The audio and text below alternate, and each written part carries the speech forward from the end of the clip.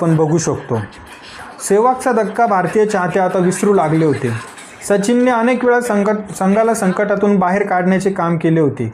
आज देखील त्याचा एलिगन्स हा संघाला तारणार व विजयश्री मिळवून देणार आणि ही विजयश्री साधीसुधी नव्हती तर वर्ल्ड कप विजयश्री मिळवून देणार असे सर्व चाहत्यांना वाटत असतानाच मलिंगाच्या चेंडूवर सचिनच्या बॅटने कड घेतली व चेंडू संघकाराच्या हातात विसावला व मैदानात पिन ड्रॉप सायलेन्स काय असतो याची प्रचिती सर्वांना आली.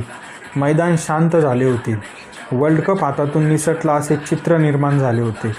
टीव्ही बघणाऱ्यांनी टीव्ही ऑफ केले. वर्ल्ड कपचे स्वप्न भंग झाले म्हणत अनेक चाहते रडायला देखील लागले होते. आपल्या शेवटच्या वर्ल्ड कपला फायनल मॅचमध्ये 18 धावा करून क्रिकेटचा देव पेव्हिलियनमध्ये परतत होता.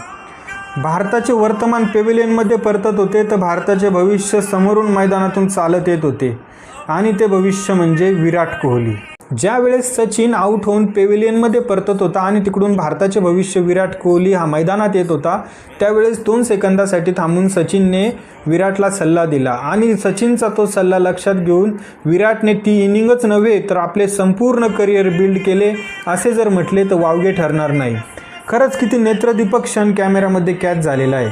आपण खरंच लकी आहोत की आपण असे काही क्रिकेटचे क्षण बघितले की ते कधीच कोणीच क्रिकेटिंग बुकमध्ये किंवा कुठलं पुस्तक आपल्याला सांगू शकलं नसतं. ते या फोटोजने ते काम केलेलं आहे. त्यामुळे आपण खरंच एक लकी जनरेशन स्वतःला समजले पाहिजे. असो.